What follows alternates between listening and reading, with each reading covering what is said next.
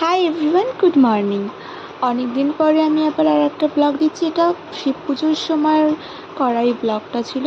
অনেকটা লেটে আপলোড করছি, তার কারণ আমি সত্যি অনেকটা ব্যস্ত ছিলাম, আর সে কারণে না আমি ভিডিও এডিট করতে পারছিলাম, না কোনো কিছু করতে পারছিলাম, সেই জন্য আপলোড করতেও পারিনি। যাই হোক, কথা বাড়িয়ে লাভ নেই, দেখতে থাকো তোমরা।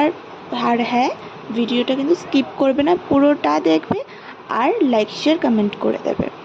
দেখতেই পারছো এই রাস্তাটা আমার ভীষণ ভীষণ পছন্দ, আর খুব সুন্দর রাস্তাটা।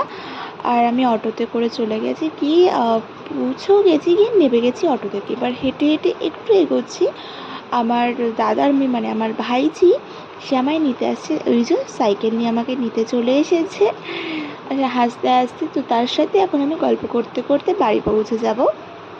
বাড়িতে পৌঁছে গেছি, চলে এসে একটু এদিক ওদিক দেখছি, কথা বলছি সবাই মিলে। তো ওকেও একটু দেখিয়ে দিলাম। ও আমার জন্য গেছিলো একটু আইসক্রিম নিয়ে আসতে, তো আইসক্রিম নিয়ে এসে আমরা আইসক্রিম খেয়ে সন্ধেবেলায় রেডি হয়ে চলে গিয়েছিলাম শিব পুজোর মেলায়। ওখানে একটু মেলা হচ্ছিল, তো আমার কাজ বাজ মিটিয়ে বললাম চল একটু ঘুরেই আসা যাক। মেলায় গিয়ে একটু টুকটাক খাওয়া দাওয়া করতে না করতে প্রচণ্ড পরিমাণে ঝড় চলে এসেছিলো, বৃষ্টি, কারেন্ট চলে গিয়েছিলো। তো সেই ওয়েদারের মধ্যে আমরা যাই হোক কোনো রকম করে বাড়ি ফিরেছিলাম। আর যেটুকু ভিডিও ক্লিপ নিতে পেরেছিলাম ওইটুকু, অতটা, এর থেকে বেশি আর নিতে পারিনি, তাই তোমাদের সাথে শেয়ার করতে পারলাম না। হঠাৎ করে এতটা জোরে বৃষ্টি চলে আসে, কিছু করার ছিল না আমাদের।